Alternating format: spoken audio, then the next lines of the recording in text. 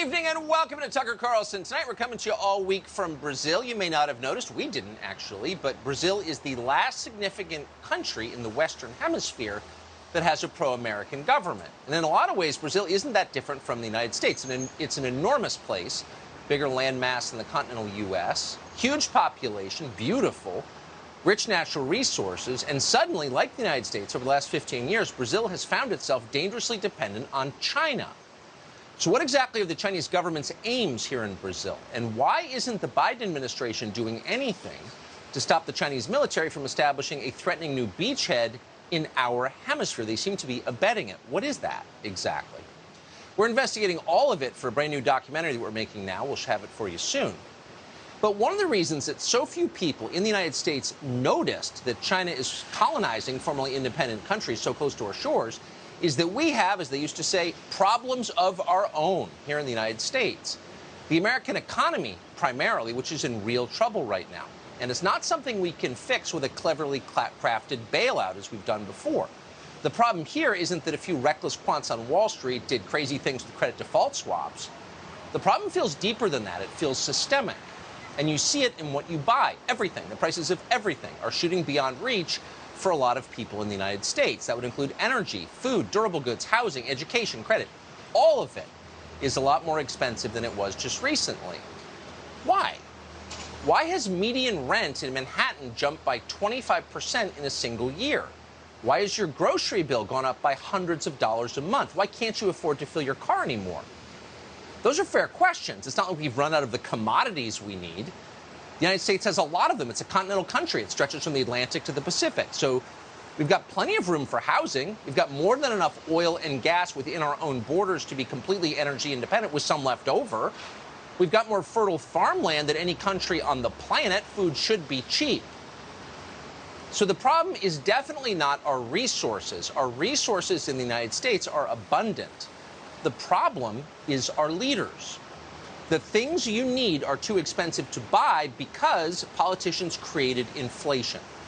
And they did it for a simple reason. They'd racked up so much debt buying votes and enriching themselves and their families that they had no choice but to weaken the U.S. dollar in order to make the payments on the loans they took out. It's that simple. And then once inflation arrived, ideologues in the Biden administration immediately understood how it could be used. So since you can no longer afford to drive your car, you will have no choice but to accept their green energy scams. And that means their donors who run those scams will get richer and they will get control over the U.S. economy. So everyone wins except you. It's perfect. None of it happened by accident. This is a manufactured disaster. Now, in a normal country, few leaders would dare to pull off something this brazen and destructive. They'd be afraid to. They'd be flirting with revolution. It'd be too risky. And the people who run our country are fully aware of the risks, and they're very worried about it. If you're wondering why they're hyperventilating about January 6th, that's why. They seem afraid because they are afraid. To them, a crowd of angry people at the Capitol looks a lot like a foretaste of things to come. That's exactly why they're so desperate to take your guns away. It's why they're screaming at you about trans rights and systemic racism and the all-encompassing evil of the president of faraway Russia. Huh? Why are they talking about these things? It seems confusing at first. What does any of that have to do with our actual problems here and improving your life? Well, none of it has anything to do with improving your life, and that's the point. They're hoping that if they keep screaming at you, you'll be too bewildered and too off balance to notice what is happening to the country around you, much less able to fight back against it. And just to make sure you're too bewildered to act, as they scream, they shift the blame from themselves to you. So they're now pronouncing you guilty for the crimes that they committed. You've watched this happen with the economy. First, they told you that inflation wasn't real. You're imagining that. But you weren't. So then they explained that actually inflation is happening, but it's a good thing because you deserve it. You deserve to pay more for the things you buy. Why? Because your expectations were way too high. You pampered first world Karen. You expected to eat meat for dinner and take an annual vacation on commercial airliners that departed on time. What were you thinking? You expected to fill your tank or buy a sheet of plywood for less than 75 bucks. Huh? Talk about out of whack. You expected to be able to send your children to the public schools you pay for with the expectation they might learn something. You thought you could load your car in the Safeway parking lot with groceries you could afford without being shot to death by armed robbers. You imagined you could live in a country that resembled the place you grew up in, where people spoke English and didn't throw trash out the window or smoke fentanyl on the sidewalk. But it turns out, Mr. and Mrs. America, you expected too much, and that's your fault. In Nigeria, all of this is normal. So stop whining and eat your bugs. Bloomberg News actually wrote a column on this. Their recommendation was, if you want to save money, let your dog die. Seriously. They really said that, and they meant it, too. But apparently you didn't get the message. You love your dog. So now they've gone further than that. Now they're telling you that you cannot have the one thing that most people want more than anything else, the one thing that biological instinct drives all of us to want, and that's children. The most reliable source of meaning and joy in human existence, a family, is now out of reach for the American middle class, and you should accept that is inevitable. In fact, you should embrace it. Our economy can no longer support your family. Sorry. Actually, that's wrong. They're not saying sorry. They wouldn't think of apologizing for that or anything else. What they want to do is force you to reset your unrealistic expectations. And that's what MSNBC did all this weekend. Watch.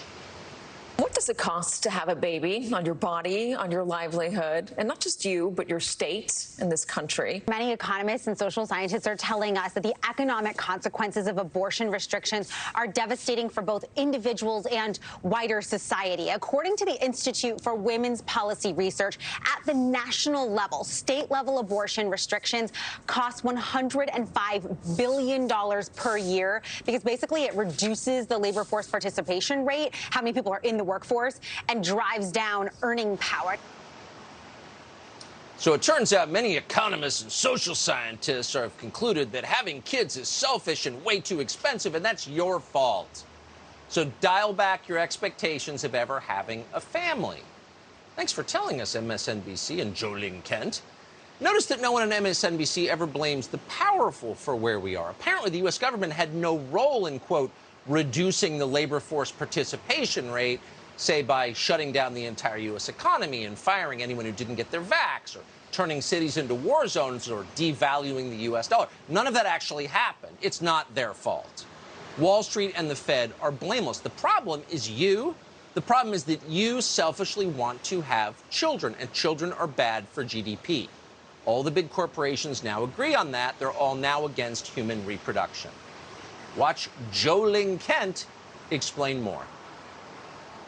But the other important financial question is if the birthing parent is able to travel and if they work for the right company and are seeking an abortion, more individuals we're seeing are going to need to rely on their employer, right, for that financial support to carry that out. Now, for example, Dick's Sporting Goods is now telling us they're promising $4,000 for any employee or family member on their insurance plan to access an abortion. And there's a long list of companies that are doing the same thing. You've got Levi's and Starbucks, Yelp, JP Morgan, and many others. But the point here is, Katie, is that these benefits are provided because these companies are willing to do it not just because of their philosophy as a corporation, but because it makes financial sense for them.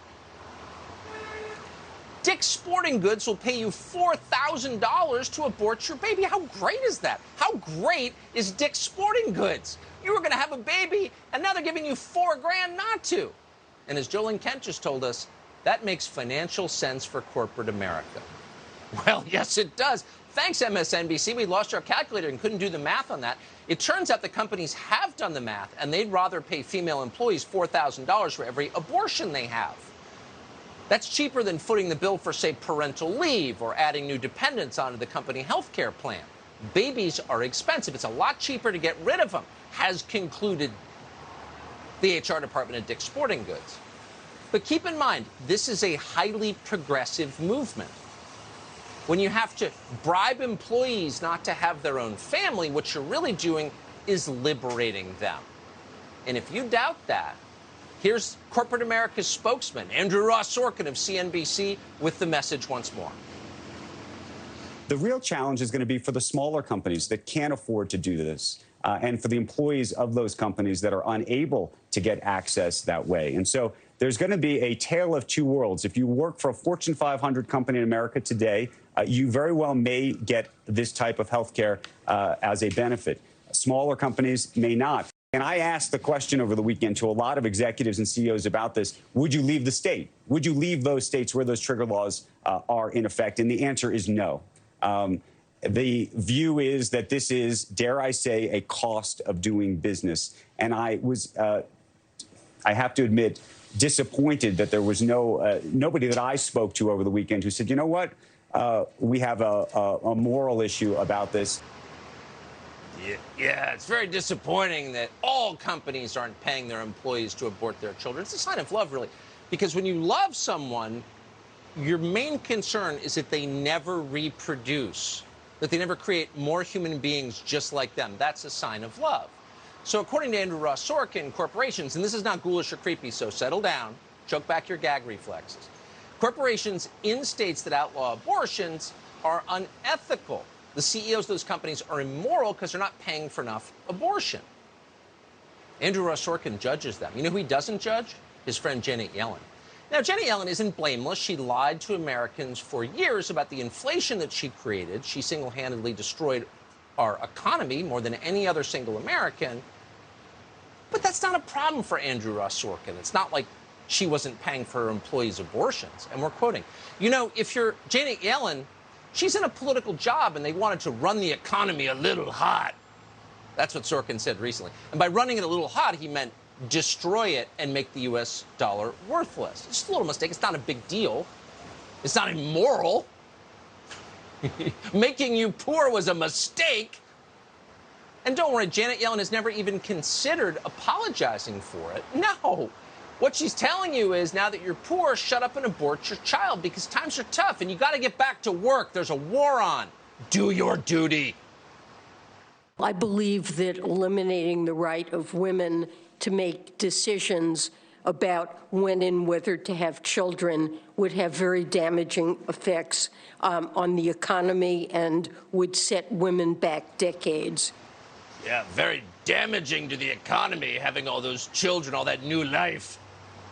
This is the America that Janet Yellen has created with the help of her friends in the media. So you can't afford to get married or buy a house or have children, much less raise them yourself in a two-parent family on a single income, as every generation of Americans did for hundreds of years in this country. But for you, none of that is possible. Only private equity people like Janet Yellen, Andrew Ross Sorkin, can afford normal families now. But for you, things are very different. For you, life is low-paid drone work at some soulless digital company, punctuated only by brunch on the weekends and Netflix and white wine at night, forever, until you die alone with no descendants to remember you. Does the prospect of that fill you with joy, or does it make you a little anxious? If it makes you a little anxious, no problem, because we have Xanax. Also, we've legalized weed, so you can consider yourself liberated. What we just described is not an overstatement. That is the life that millions of college-educated young people in this country are living right now and are facing for the foreseeable future, which is to say forever. But our leaders don't seem concerned in the least about it. They don't detect a spiritual crisis in America or a lack of inherent meaning. Suicide spiked. They have no idea why. They don't want to know.